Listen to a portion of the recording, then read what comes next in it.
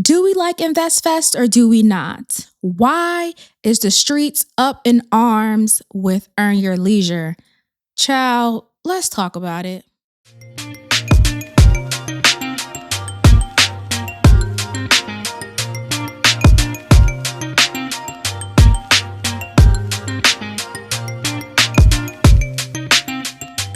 Welcome back to Headlines in Motion. I'm your host, Brittany Monet. We talk all things factual and in real time.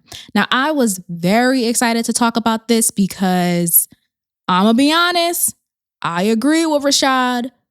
But before we get into it, let's break it down.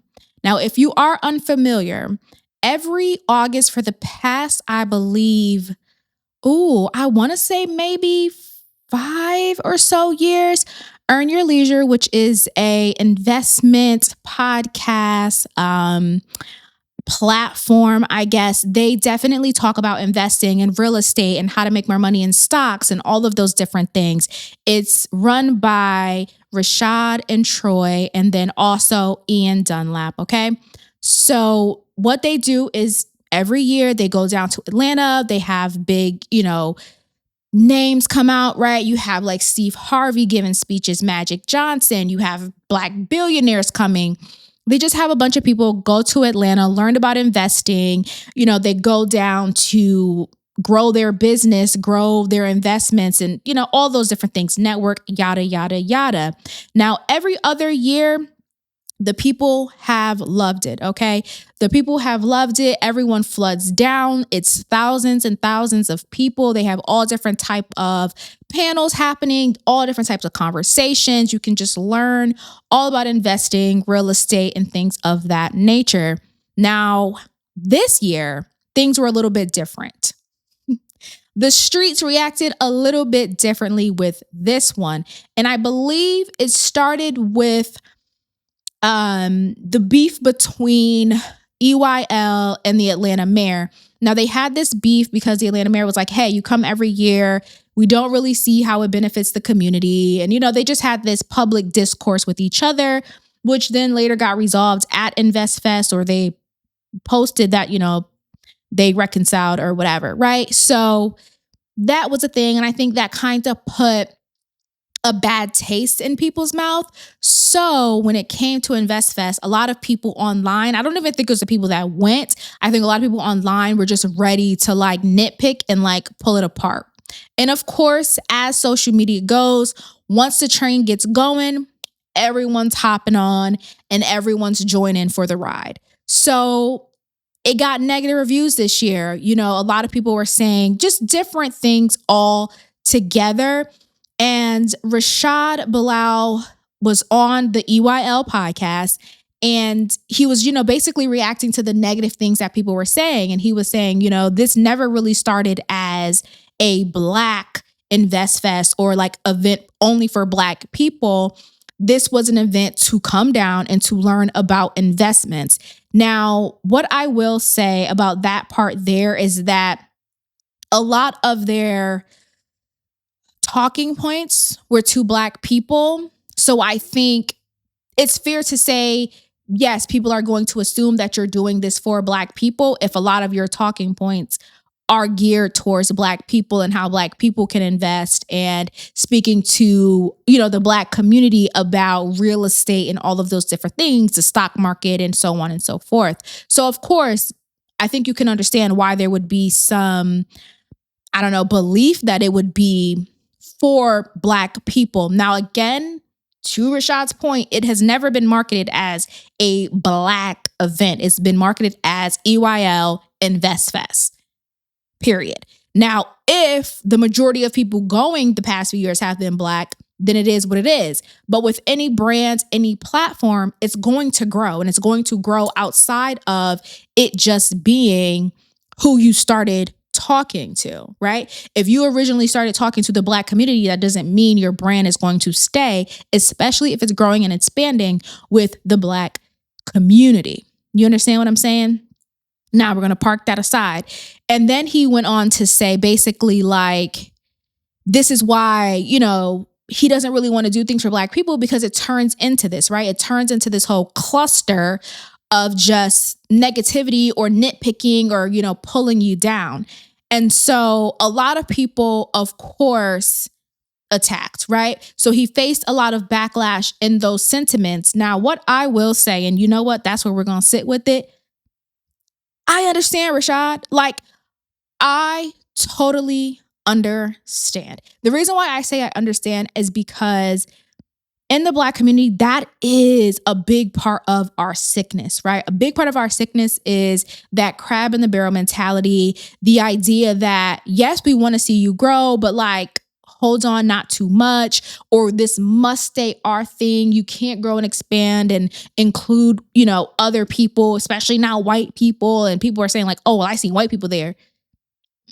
Okay, right? Like, this is InvestFest. This isn't the Black event, So I understand where Rashad is coming from. And it is very hard to want to do something for your people, right? Like, if you go into this saying, I want to help my community and I want to help Black people into investing, but once it grows past that, it just grows past that. Now, what we should do as a community is still support them, still show up, still invest our money, because it is going to then, of course, like they always say, the old trope is it's going to kick down doors for you to also walk through. But if they get to a certain level and you're like, oh, no, this is far beyond where you need to go, and you start pulling them back down, then that hurts you, it hurts them, and it hurts the people following up behind us. So we can't get to this place of only wanting you to go so far and only wanting you to carry us with you, right? Especially with a platform that is like EYL, that's about investing in real estate and, what to do with your money.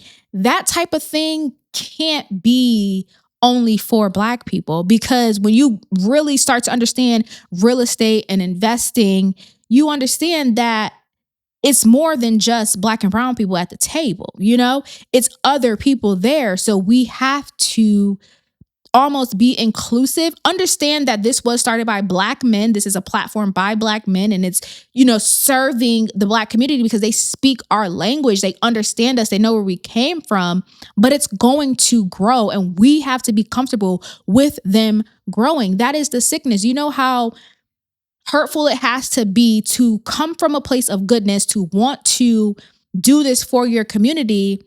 And then once you get to a certain level, then they want to tear you down. Then they want to, talk bad about you. And that type of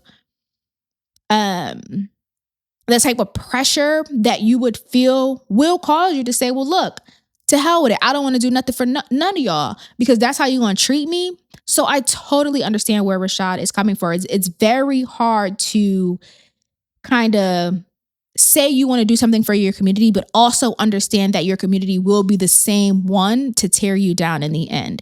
That's a very hard pill to swallow. A lot of people have done it, right? Where you want to go out and you want to do right for your community. Like we have seen, especially in like LA, this is a little bit, let's park Rashad right there, right? But let me just talk about this, where in the LA community, there have been a lot of activists killed in the LA community.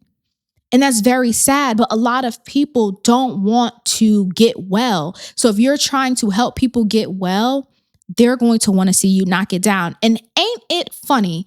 Now we're going to get back to Rashad and everything else, but ain't it funny that Black people will support all the derogatory and negative and just terrible type of entertainment, right? Like we'll get online and we'll be subscribed to the Zeus networks and we'll be loving the, just ratchet, downright awful TV and all of the negative things that are portrayed. We'll love that. We'll tune into that. We'll throw our money at that and never tear it down. Never say people stop watching this. Never say stop listening to this type of music. Nothing. We'll 10 toes down be behind that and pour our money into that. But when it's something that's positive and when it's something that is going to help us and when it's something that is going to kind of uplift the community, that's where that sickness kicks in and we're like, oh, no. Like, something's not right here.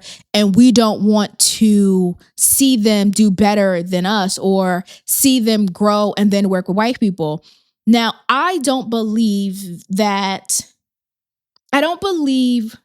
EYL is moving with ill intentions, because I remember when I first heard about them and things like that, I remember going back and watching their old videos and kind of understanding who they were. I think personally, they always knew what this vision would look like, right? It just took time for it to unfold in front of us. I believe they already knew what this was going to look like, right? Like, these are very, very intelligent Black men, okay? They already knew this. Rashad, Troy, Ian, they're very intelligent.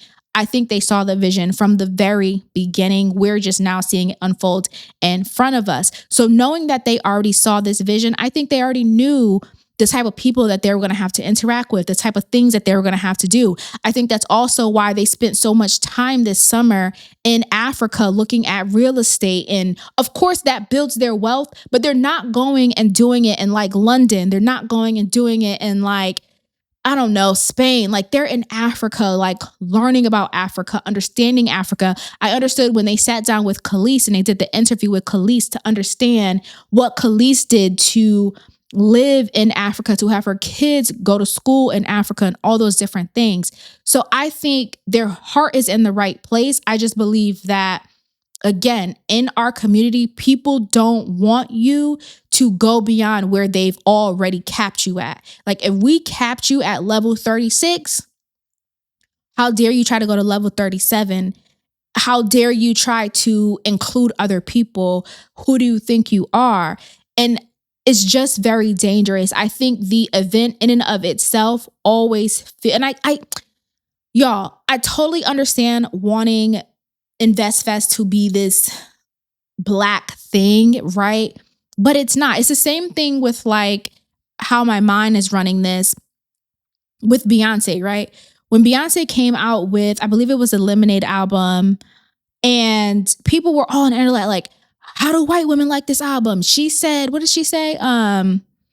My Jackson no, right? You know the line. My brain is not pulling it up to me, but like my Jackson knows, or whatever she said, right? And it was like, well, how do white people like this? And how are white women singing this? And it's like, sometimes, yes, some things are for us, right? Like, some things are exclusively for us, by us, very much FUBU.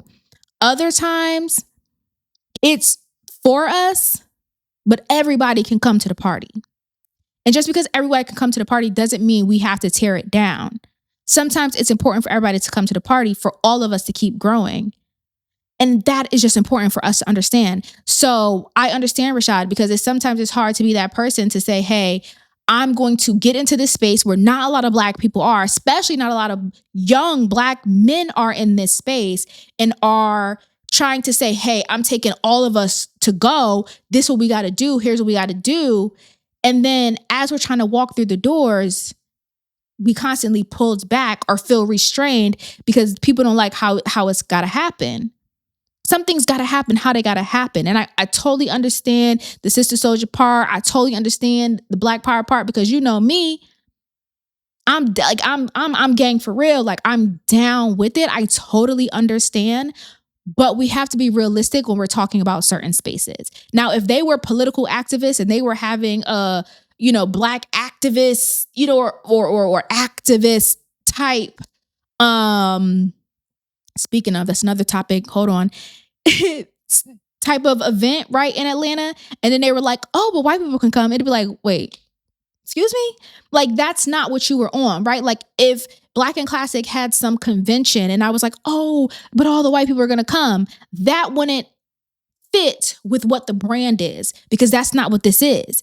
But investing in real estate, like, let's be for real. Yes, it may have started within our community, but it's going to expand past our community, and we should applaud that and be happy for that. As long as we can still show up and get a seat at the table, why would we tear that down?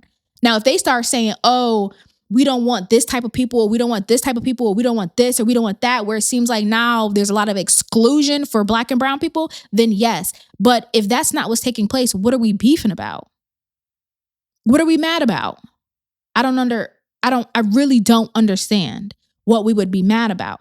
It's crazy because, and this is what I was thinking about when I said, activists and things like that. Y'all more mad about InvestFest than you were about that lady stealing all that money from Black Lives Matter. Now, when she did Black Lives Matter and she stole all that money, I didn't see all this outrage. Y'all skipped and jumped right past that. But we're mad at EYL and InvestFest. Why did y'all not get this mad about that lady stealing all that money and hiding out in that mansion in LA? Why did, like, that would have been, I would have been more upset about that because you're stealing from people who donated to a cause that was meant to support Black Lives Matter. She was stealing millions. All that money that you were donating, believing is going to good, believing it's pouring back into Black Lives Matter and they're doing the right thing. She stole that and bought a house and then tried to run the operations out of it to say, oh, it's for Black Lives Matter. No, baby girl, that's your house that you bought. You bought property with the money that people invested, believing in a dream to support their people. I'm telling you, I didn't see no outrage. I didn't see none. And I remember specifically because Candace did a whole expose on it. She was driving by the house and everything. And y'all said nothing. Mum's the word. Quiet as a church mouse. But now EYL is saying, hey, I totally understand, but like this didn't start as a Black event, but like we for the people. Y'all mad. Y'all outraged. Don't attend. It costs too much. Why are we attending? It costs too much because they got billionaires on stage. Do you know how important time is to a billionaire? Yes, you got to pay to see them. This ain't no, I'm doing this off the strength. No, you got to pay to get some time from them, right? You got Magic Johnson, people showing up, all these people, all these different things. Yes, it's going to cost money. The higher it goes, the more it's going to cost. I'm sorry. So the same outrage y'all got for them, I feel like you should have had for BLM.